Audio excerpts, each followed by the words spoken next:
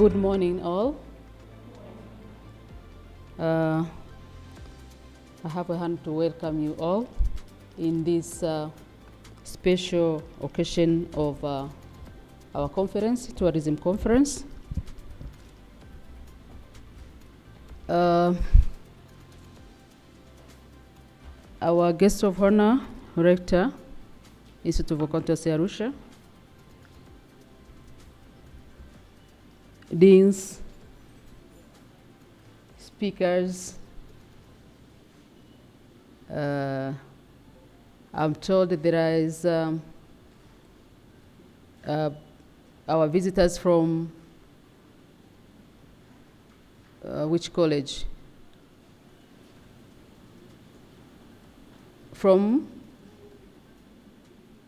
No, we have speakers from Moi, from Masai, we have speakers from different areas. You are most welcome. But we have also visitors, our guest from Mweka, right? Yes. And we also have our representative from Tourism, Institute of Tourism, National Tourism. Most welcome. Yeah, all guests, speakers, and all visitors, you are most welcome into this special conference with a theme, tourism and sustainable transformation. Thank you very much. Thank you very much for coming and joining us in this important occasion. Today we have gathered here to share some insights and our experiences into this important event, to explore some challenges, issues on sustainable tourism, and to see how the communities can make meaningful, or we can contribute to a meaningful, we can make meaningful contribution into our communities, protection for the planet, prosperity of the future generation, and the like. We have our one day of sharing the experiences. Let me take this opportunity to welcome you all to share this experience, to listen from our speakers, to contribute and see how we can contribute to building the sustainable tourism for our future planet. So this gathering together will help us to come up with various innovations and collaboration and commitment to sustainable tourism. That is what is needed in today's environment. So our theme, tourism and sustainable transformation, will speak shared responsibility for all of us to rethink about how we can manage and design our tourism. For today, leaders, the practitioners, researchers, and pioneers of sustainable tourism will share us with will exchange ideas and challenges with us. So I welcome you all to gather and to share this experience, and at the end of the day, we'll be in the position of contributing into sustainable tourism in the nation and in the world, or in the planet in general. Having said that, I welcome you all to share what you have and your work experience and make this tourism and conference more engaging and more productive. Thank you very much. Welcome you all.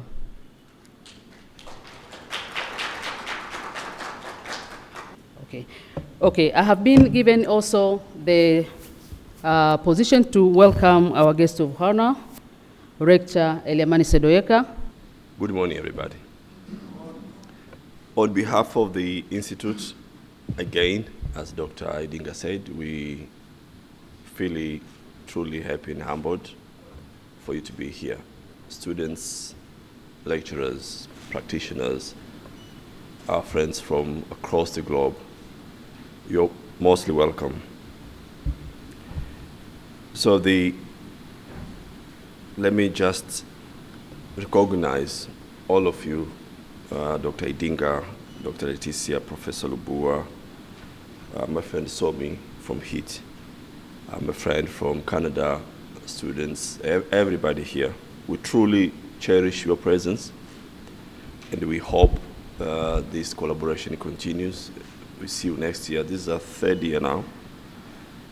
So we hope to continue, and we hope this conference will continue to be stronger. It is with humility that I welcome you here at the Arusha International Tourism Conference of 2025. Last year, we promised that this year we will do it in campus, but it didn't happen. But now I promise you, next year it will be done in campus. As this is, we're talking about tourism, but this is tourism. So there are different types of tourism, including sports tourism that I'll talk later. So this is historic, and especially as we meet here as part of the World Tourism Day. Tanzania, as one of the countries in Africa, really rely on tourism to bring in around 25% of forex. We have not really benefited as a country in terms of tourism, the actual money from tourism. So we get a little bit from visa fees, and when tourists come here, they spend here and there. But for those who are in tourism sector, you know that safari tourism is really expensive. So very few people come. So we get around 1.8 million people. But if you combine all of SADC, we don't get half of what Morocco is getting. And if you combine all of Africa, we don't get what Paris alone is getting. So you can imagine what happens. Let's just give an example. If you want to come to Tanzania, you want to go to Serengeti, you need roughly $10,000. But if you're in England, you want to go to France, you just take a tube, you get there with 200-300 pounds, you have a blast week, and then you take a tube back home. So we're still a little bit behind. So we don't. So the point I'm trying to make is the amount of money tourists in other destinations, let's say Turkey, Istanbul, the amount of money they use to get there is very little compared to what they spend there. And that is what is the actual value for tourism. But it will get there. So for those who have traveled, let me just give you a little bit of overview about IAA. This is a government institution owned by the Ministry of Finance, established by Act Number 1 of 1990. So far, we have 6 campuses. Here in Arusha, this is our main campus. It used to be called main campus, but now it's called Arusha campus. Then we have Manyara, it's called Babati campus, the Dar es Salaam campus, and in Dodoma, we have Dodoma campus. Now this is the new city, new government city. And then we have Songea campus at the far south of Tanzania, bordering Mozambique and Malawi. And we have a newly formed campus in Bukombe, that is Geita. This is a special campus that is going to look into minerals, fishing, and cow-related causes. So IAA in the past 5 years, we've experienced tremendous growth, 5-6 years. We moved from around 3,000 students to now we have around 21,000 students. We used to have around 160 staff, now we have around 430 staff. With that growth, we've also ventured into new areas such as tourism. We are not actual players in the sector, but now we have a degree in tourism and hospitality. And this is one of the special programs that we deliver using apprenticeship model. So we are very proud of that. And here in Melia, if you come to Melia, when you go to Mount Meru, it's always very nice when your students show up and welcome you and attend to you. It's always very nice. And they always make the point of coming and introduce themselves, which is really nice. So we feel now we are really, really players in the game of tourism. I mentioned about sports tourism. Now, our IAA football club, now we're in League One, National League One. We hope to go to championship this year, and then next year we hope to go to Premier League. And we don't see anything to stop us because since we begin the journey, we never lost a game. So we feel very confident. And our female team is on the top league. Our female football team is on the top league nationwide. So we feel we are really, really making our mark in sports tourism. And soon you're going to start to see our team members be signed in academies in the West. Because these are, so far, they are all students, but they're competing with the grown-ups and they're winning. So why not? So we have a pretty a bunch of talents. So we strongly believe that education and research are critical tools in achieving sustainable development. There is absolutely no way. As an academic institution, we have a duty to provide knowledge, skills, and innovative ideas that will drive the transformation of the sector. Now, we've all seen what AI is doing, but for those students who are doing tourism and hospitality courses, your job is safe from AI. One of the few jobs that will be very safe from AI in a very long time, not even 10 years time.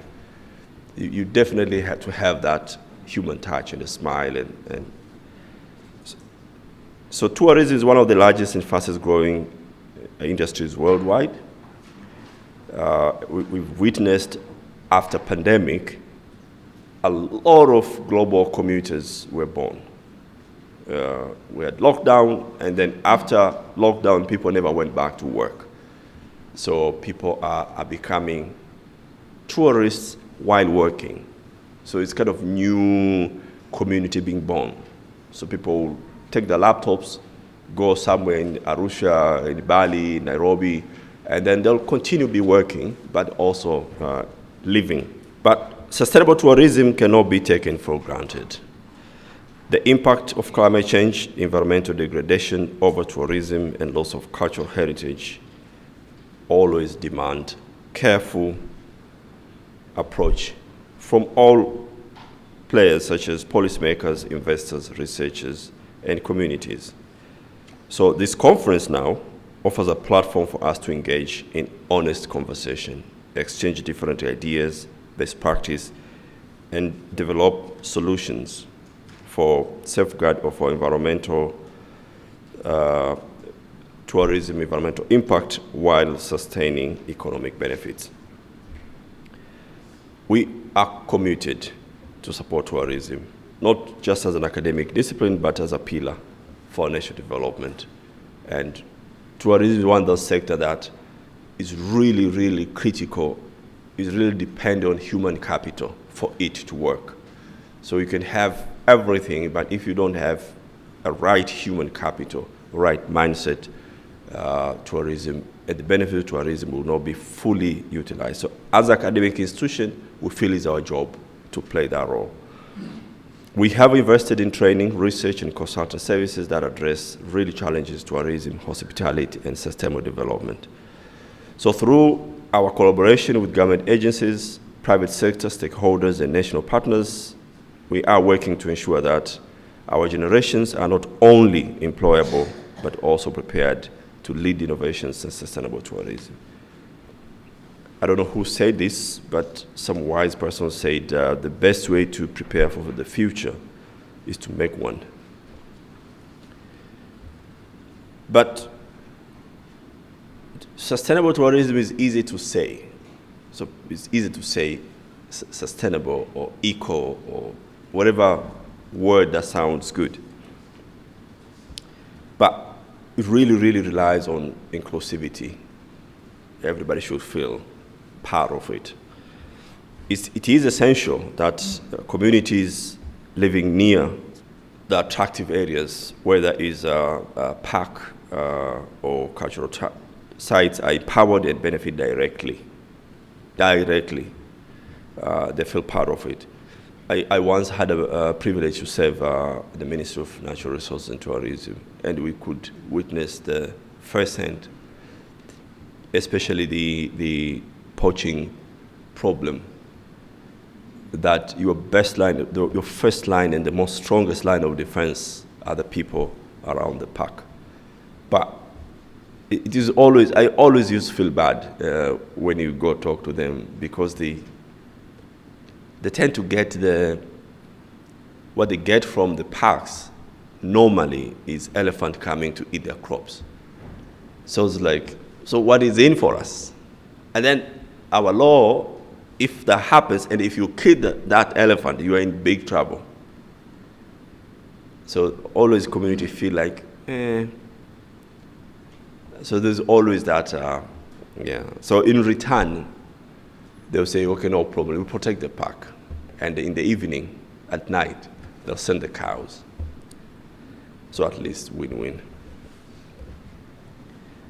So we're deeply also committed to research and innovation. Now, this is a tricky part when you say innovation and research in tourism. It's a little bit tricky, but we are trying. It's a new established department with the cause, but we believe we're going to keep building that human capital there, and we believe we're going to keep on doing world-class research, especially with partnerships and collaboration. I think that's a way we can get there. Some of the things don't have to be researched because they already are, and there's a lot of experts in the world that we can tap resource from and take it from there. So we believe in partnership. Now, the challenges we face are too complex for any single institution or a country. For example, one of the key issues that we have as East Africans is we have this East African community. But when you're in Europe, when you are not in Africa, people don't know that. They know Zanzibar, Kilimanjaro, Serengeti, Ngorongoro, Masai Mara, Kigali, for nice tourism, etc. But what if someone could come and see East Africa as a common mark, as one destination? That would attract more. Because collectively, East Africa, we really, really are strong when it comes to culture and nature experience. We are really, really strong, from the beaches to the mountain to the vast parks, to deep, deep culture and history benefits. So there's a lot to be had, to be seen, to be experienced. So I'm very proud as rector that Arusha has become a hub for international dialogue. Hosting AITC 2025 here reaffirms the city position as not only the tourism capital of Tanzania, but also a center of knowledge, exchange and innovation. In 2022, we had World Tourism Conference, Africa chapter done in this particular venue. So I wish you all to engage actively in discussions, contribute ideas, and take home practical solutions. So let this conference be remembered not only for speeches like this one, or presentation, but for actionable commitments and networks. Please, conference is the place where people meet, exchange ideas. So I've seen their presenters from outside Arusha.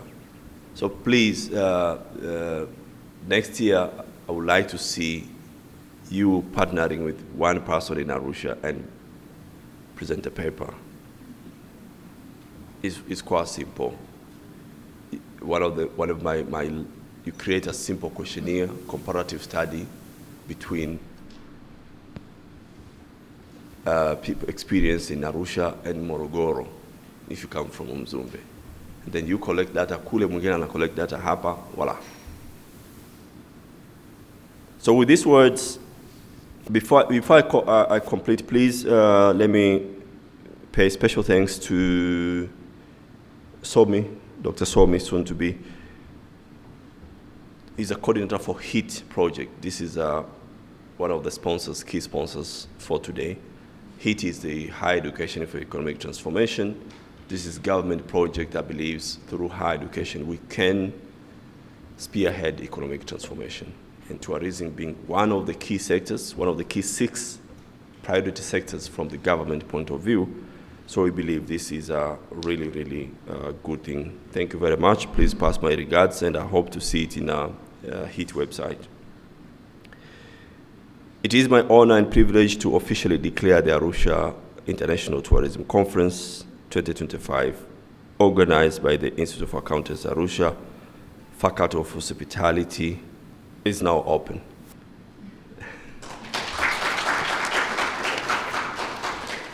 Thank you very much. Now salim kwa jina ya Jamhuri ya Muungano wa Tanzania. The presenter is Mr. Scott Slesser, as mentioned. He's a glass artisan based in Nova Scotia, Canada, with a diverse background in arts, diplomacy, management, and communications. A retired Canadian diplomat who served in Cambodia, Afghanistan, and Jordan. He has long supported Catalyst Plus and continues to foster their artistic development. He runs Scott Slesser Glass Studio in Liverpool, Nova Scotia, and founded the Queen's County Arts and Crafts Society. Now with 32 members spanning multiple art forms, internationally he has trained artists and established glass artisan projects in Afghanistan and Jordan, and hopefully Tanzania as well, focusing on sustainable practices, marketing, and local resource use. So could we please put our hands together as Mr. Scott gets on stage, all the way from Canada. Karibu Arusha. Okay, so this is me. I served the government of Canada for 30 years as a diplomat. I served in these countries, the Philippines, China, Cambodia, Brunei, Jordan, India, Afghanistan, and Thailand. My wife is also a diplomat. So we served together, and we both served as heads of mission, as consul generals, as high commissioners, as ambassadors. So we were very lucky and privileged to have these kinds of opportunities in Canada and to serve our country abroad. And now, as a retired guy, I get to come out and volunteer and help wherever I can with an organization in Canada that has projects like the one at the Institute here. So I've been here for 2 weeks. I've been working with some of the artisans who are in the incubator to come up with new ideas. And then this week I'm doing some planning with the incubator. So that's who I am. These are the places over my career, from Cambodia to Afghanistan to Jordan, where I took the time to create small enterprises. Tourism, while it's wonderful to be in these big hotels and to imagine them as the heart of tourism, I know the reality in Canada is 66% of the businesses that support tourism are micro and small enterprises.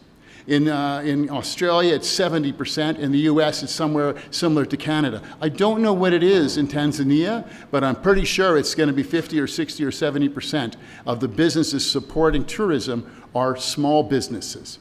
So I set about, in places where I was living and working, to create 3 businesses that are in tourist areas. The first one was in Cambodia. And one of the things, the process that I used was to identify a market gap. For me, it was glass art, because I was doing glass art, and when I was in Cambodia, Afghanistan, and in Jordan, I knew and saw very easily there was not a lot of glass art. So that was an easy part of this. Then I found a partner. In Cambodia, I found a partner in a gallery and a fellow that created a book trying to preserve Cambodian culture and craft. Then a location in a tourist area. So I'll show you what I did with those. Then we do training when we produce stuff. Then we do an exhibit that raises the money that is like kind of like crowdfunding, that then is used to invest in setting up a small workshop. So that's the little process I've used. In Cambodia, if you've ever been to Cambodia, in Phnom Penh, the place that I was, you can see my little logo on the map.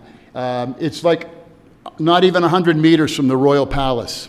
It's right beside the Royal Fine Arts Academy. So we were in the heart of the tourist area of Phnom Penh. And I got to know the fellow that created this book. I don't know if you know much about the history of Cambodia, but it's a sad history where in the 70s, the country really tore itself apart. And it was a very cultural experience. And so they killed a lot of people who were artisans and intellectuals. And this fellow that I know that made this book was, once the conflict was over, he went out and they interviewed old artisans so that they could retain this traditional approach to making artifacts and craft. I found this book and I wanted to make some glass objects out of it.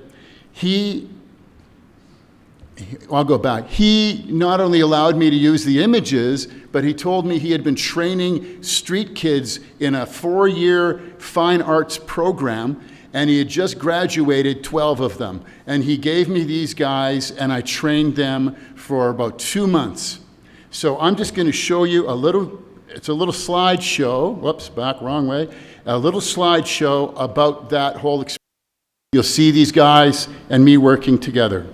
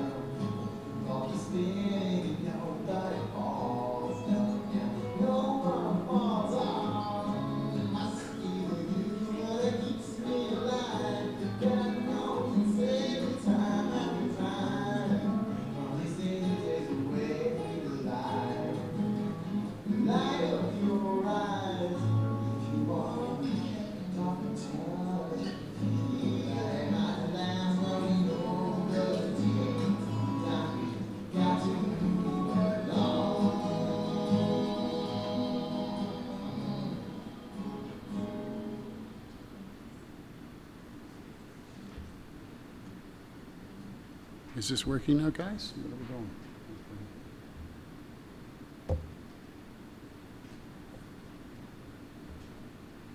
are we going? Oh, good God. Text. So that was Cambodia, 2007. If they come up and fix this slide projector, that'd be great. So, like I said, it continues to today. A small enterprise. My wife and I, we invested in that training program about $1,000. Then we raised $5,000. Small potatoes, right? Not a lot of money. They're still doing it today, like I said. With the money we raised, we bought more equipment and supplies, and they continue on. These little things make a big difference. Afghanistan, if we get to that, I'll show you. Afghanistan was a different thing. There's a group there called Turquoise Mountain. You may have heard of them. They're in other countries now. They started in 2006. A British member of parliament, a bit, as he calls himself, a bit of a nutter. He was walking across Asia, and he walked across Afghanistan, and he decided to raise money to invest. So he decided to raise money to invest in creating an organization that would revitalize Afghan craft and culture. And so before the Taliban took over again, he was very successful. And I was assigned there to run our embassy. And one day a week, I trained 5 artists who would come into the embassy. I had stuff that was donated by the Americans, some by Canadian companies. And over 8 months or 7 months, I trained these 5 artists. And we did the same sort of thing. I don't know if I'm going to be able to show you the video because that doesn't seem to be working. Let me see if we can go to the next slide. That's Kabul. If you've never seen Kabul, that's what it looks like. The Turquoise Mountain made incredible woodwork. As I go through the Maasai market here, I see also extraordinary artwork and craftsmanship. It's just beautiful stuff. They were resurrecting that. This organization, but they weren't doing any glass. So that's why I trained some of the artisans to work with glass. They do a lot of jewelry. This stuff you can find in some of the highest end shops in London and in Paris. And they charge an incredible amount of money. And there's no reason why there shouldn't be stuff like I see from some of the workshops here with Tanzanite and others in these high-end shops producing and bringing in real cash. In Afghanistan, we did the same kind of thing. I trained these guys. We produced over several months, and then we did an exhibit. Now, you can imagine in Afghanistan, it's not like being here. It was a conflict zone, and so we had to rely mostly. There you go. The Kabul in the winter.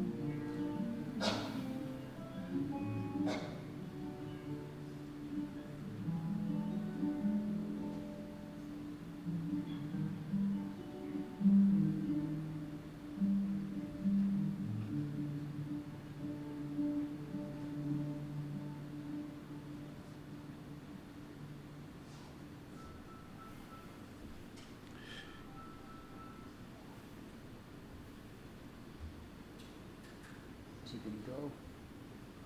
No,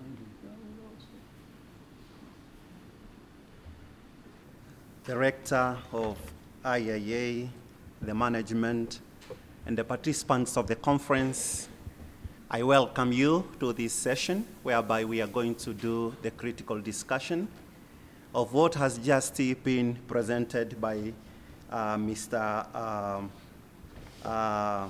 Scott, especially on the art of diplomacy in relation to tourism and the art of tourism itself, which is very powerful in this morning, with vivid and practical examples from different countries, so you can really note the practice of diplomacy, the art of diplomacy, the art of it in tourism as well. And our session will be carried out through the discussion, and this discussion by probing some questions to our presenter, Mr. Scott. So we shall probe some questions to him as the way of running this discussion. And later on also we shall hear from the audience, the participant, if you have any suggestion, comment, or question. And I believe our presenter will be addressing whatever we are going to raise regarding the discussion that has just elapsed. Mr. Scott, you have talked about the art of tourism. We can see the art and the crafting is taking place in tourism. And today, worldwide, we are talking about tourism and the sustainable transformation. How do you connect? Link your presentation with sustainable transformation? How your presentation is connected to sustainable transformation as far as tourism is concerned? Can you hear me? There I am. Good question. For me, in every instance, we were helping to sustain elements of culture that almost were erased. Not so much in Jordan, but certainly in Cambodia and Afghanistan. We were helping to continue the development and the rediscovery, in some cases, of craft techniques and images that were being lost. In terms of sustainability, you need to understand that in the glass world, you have Shangra here and you have Sana nearby here. And they use old glass and they heat it up to a very high temperature and they make those things. I don't have a furnace because I traveled to a different country every 3 years. So when I was teaching, we couldn't go down to the special glass store and buy the special glass for making art. People brought in whatever they found on the street. So we were making that stuff, a lot of it, out of garbage from the street. And so stuff that would have just ended up in a landfill, because there was no good organization like Sangra or Sana, reusing all that glass. We were reusing it. So I think my answer would be the transformation or the sustainability was around culture and around design. We were continuing and rediscovering things, as well as the sustainability in the sense of, not letting things go to waste. I think that would be my response to you. Thank you very much. You have addressed what we call circular economy in entrepreneurship, whereby we never waste any waste. Whatever garbage, waste, we reuse through recycling and other methods. Now, do you think we connect the garbages, the waste, with the new materials, or in art tourism, it is just enough to use the garbage? Do we connect, do we reuse them with new materials, and they use the materials, or new materials, or use the materials are enough? How do we bring the disconnection, or the connection between? As an artist, and I work with artists all the time, they are always using whatever's around them. They find a pair of broken glasses, they'll think of using that in something. So they're always doing that. Now, they're always incorporating some new material too. Painters do it. They might use an old canvas, but they'll use new paint. So I think that's a continual process. And the wonderful thing about working with the people I've been lucky to work with, artists and other artisans, is that they're terribly creative. Nothing gives me greater joy than when I introduce to 3 or 4 artists some new techniques, how to work with glass, and then I just stand back and I watch. What did the Cambodians do? What did the Afghans do? What did the Jordanians do? If I did a project like that here, I could just imagine, what the Tanzanians would do and create even newer and even funkier uses of this stuff. So that's my response. Thank you very much. And this is the takeaway of considering circular economy. And I believe we are also going to consider this in our institute on how we can now boom up regarding circular economy using the waste and the garbages to make up new materials. The last question before we go to the audience to receive some of the comments, questions. Currently, we have what we call competence-based system in training, whereby we have the theory and then when we have the practice. But number 2, we have what we call training institutions collaborating with the industry. And you have been talking about different sessions of training. Which is powerful? Which works? Someone start with the theory, comes for practical training, or we better start right away for practice. Somebody already in the field, or he or she acquire first the theory, then he comes or she comes now for the training. Which is the best way to go? When you come into my workshop in Canada, in my tiny little town, if you want to make something, the first thing we do is a half-hour session where I talk to you about the history of glass, some of the chemistry, and some of the history of art glass. Then I show you what can be done in my workshop. I don't have a furnace like Chandra, but I do everything in an oven that I'm going to cook. So I show you what's possible, then I say, what do you want to make? So it's a combination. A little bit of training is usually necessary, especially when you're working with dangerous products. The paint that I use is actually made of glass, so it's dangerous. It's powder, and you don't want to breathe it. So there's certain safety things you have to learn before I can throw you in. But I wanted to say one more thing about recycling. I've been working with some of the people at the incubator, and one of the things I introduced them to is some methods I use for making packaging. It's all made from cardboard boxes that your appliances come in. So where I live, I go to the appliance store, and they give me the boxes as they take the fridge out or the oven or whatever. And I take the good pieces, and then I make boxes. Like, you can come by their office, you'll see some. And I can tell you this, when people buy something from me, they love the glass, of course.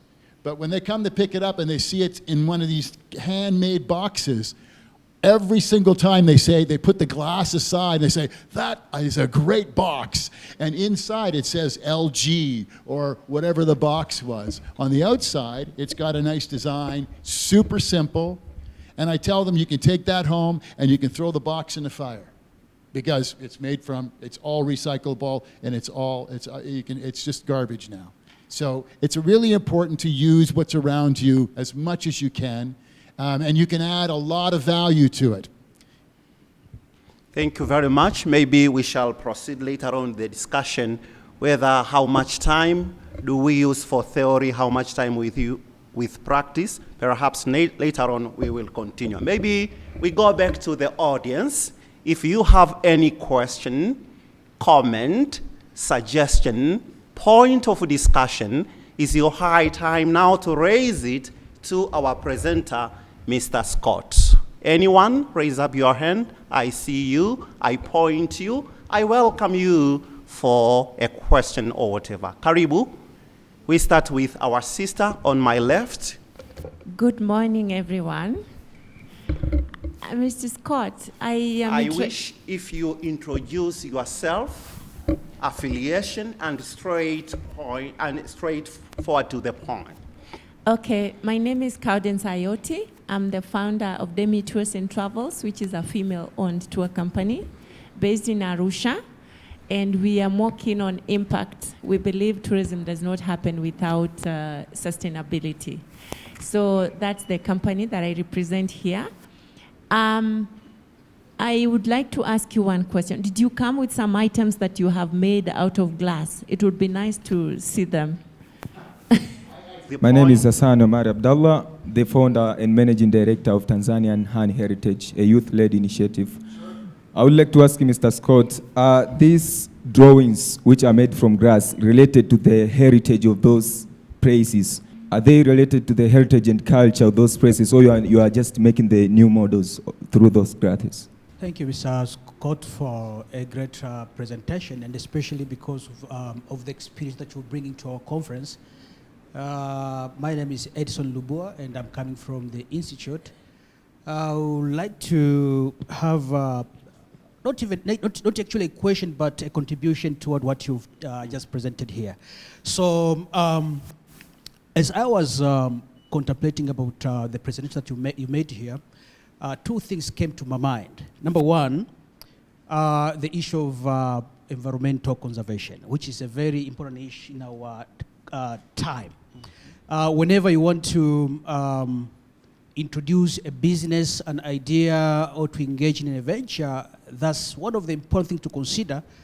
And I was so much pleased to see that what you are bringing on the table is something that will really consider our environment when it comes to Tanzania. Because looking at most of the artistic activity that they're done here, they involve crafting of woods, etc., something that some of the beneficiaries may not really be so much interested with. So I would like really to advise and maybe bring to the table to those who've been preparing, organizing the event, to see how this can be forged ahead, and see how we can integrate the use of glass, which is to a good extent, considering our environment is environmental friendly. And so eventually we'll address the issue or questions which may be brought up by those people who are so much concerned with environmental issues. So that's a very good thing, and also have to see that that one is being taken care of in your presentation, and the issue of sustainability is also very much considered here.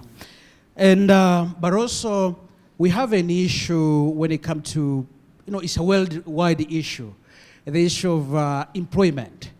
And looking at this all over, wherever you went, from Jordan, Cambodia to, was it Afghanistan? Yeah, you to a very good extent, you engage with the local community to see how people with who are disadvantaged, I would say, or with lesser skills, their capacity is being built, and from there they are able to move forward in improving themselves by using their own skills. And the problem that we are having now is graduates who comes out of universities with limited skills.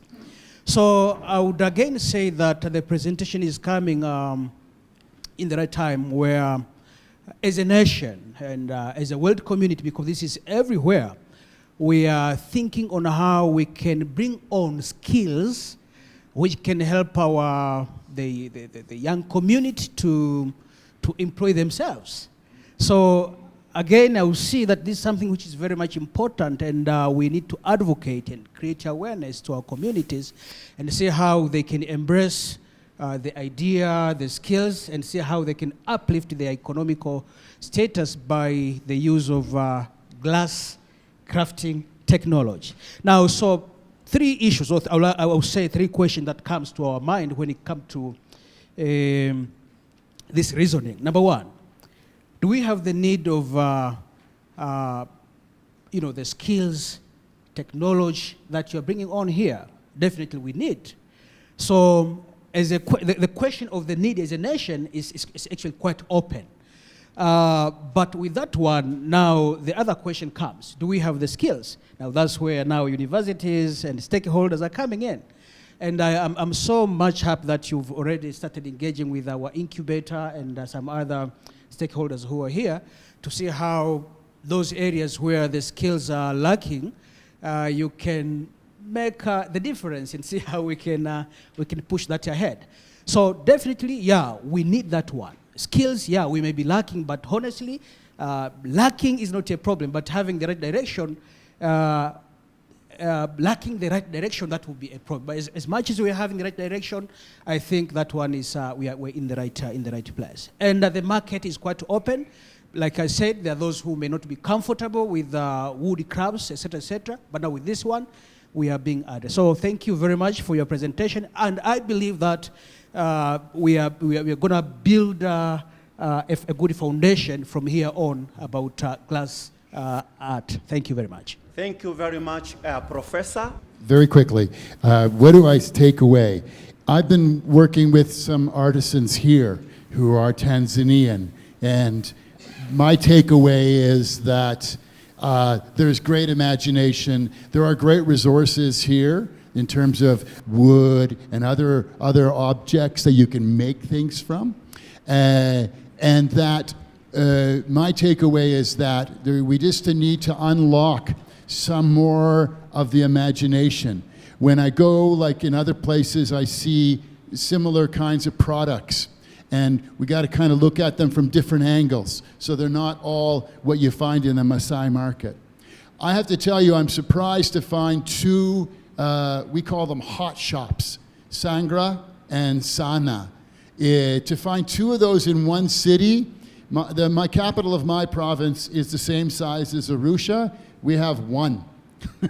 So to come to Arusha and find two, I was surprised. But I don't see anybody doing panels the way I do panels with glass. And I would love to have had another week to just go and work with Sana or Tashangra and give some more ideas, because I know once you unlock them, the imaginations will be crazy. There's so many great images here. There's so much life. It started here. So there are lots of things to take away. But the most important thing, and I've told the artists since I worked with this, and it's true for anybody, and it's true in tourism, is everybody loves a story. The rector told a story. I tell stories. Everybody loves a story. If you go and look at the honey that's for sale in the coffee shop in this hotel, there's a little thing. It's the story of the honey. Everybody loves to know where something came from and how it was made. That's the life that art gives to craft. Thank you, Mr. Scott. Everybody loves the story, and the storytelling is one of the model in marketing which is very current. So everybody loves the story, and this makes the marketing powerful. Thank you very much. For those who still have some questions, as we go around the corridor here, you will ask Mr. Scott in person. Because of the time, we were alerted that we have to clear the time, which is also one of the modern contemporary resources. Thank you very much, and the program directors, you can continue. Thank you, please. Let's give up for Dr. Charles and Mr. Scott for the presentation.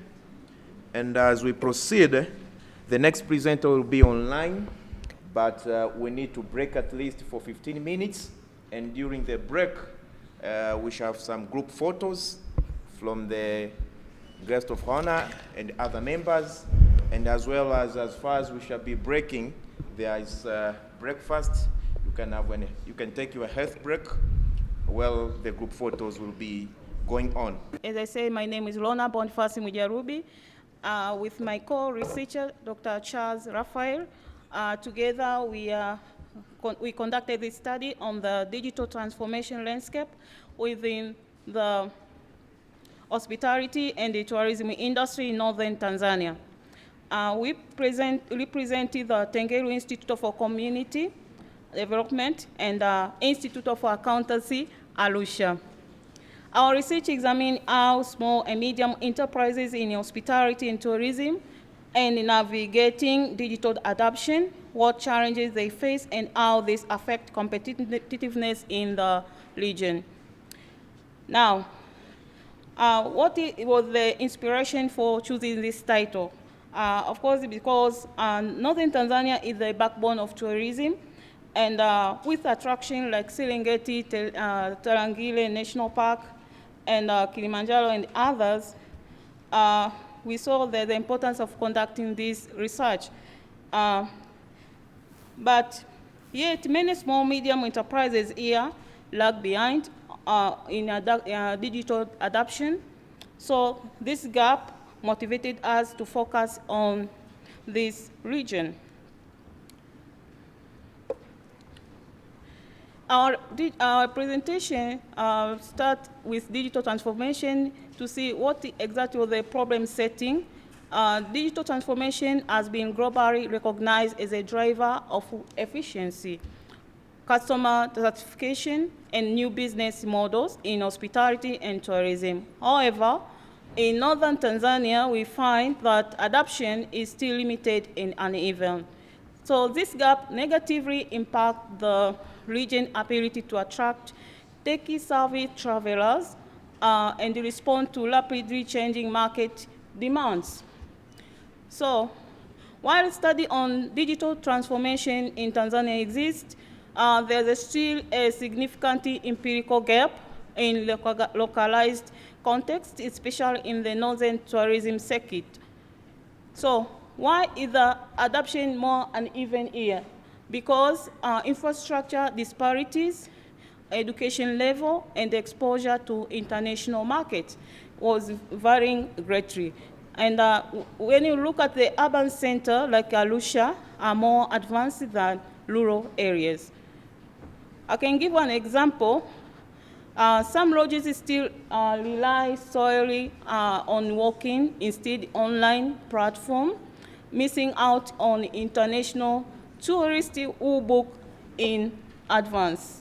Our research was guided by the following 4 key objectives. To determine the awareness level of hospitality and tourism small, medium enterprises, owner managers on digital transformation, that was the first objective.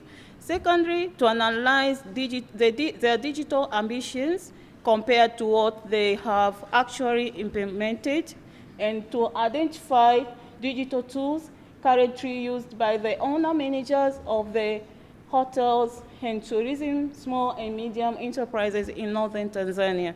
And lastly, to establish the digital transformation gaps that are under progress together. So this objective gives us a holistic picture of what we are going to discuss. So these objectives, at the end of the day, will give us surprising results. We'll see the ambition implementation mismatch.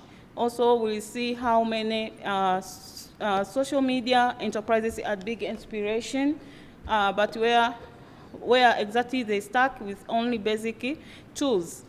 And later, we'll see the level of awareness and the skills development and so forth. In this slide, we adopted a pragmatic research philosophy and applied a mixed method, descriptive approach, and our study engaged around 277 owner managers of small, medium enterprises in the hospitality and tourism sector, and selected using purposive and stratified random sampling. Data was collected through documentary review, semi-structured interview, and survey.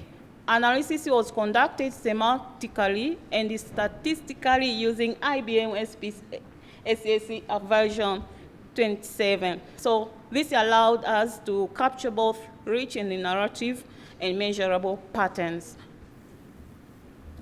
The impact and contribution to AITC 2025 theme, we come with the following contribution, as we say, highlighting digital readiness, of hotel and tourism small medium enterprises in northern Tanzania, identify implementation gaps by showing the disparity between digital ambitions and actual implementation for hotel and tourism small-medium enterprises in northern Tanzania, showcasing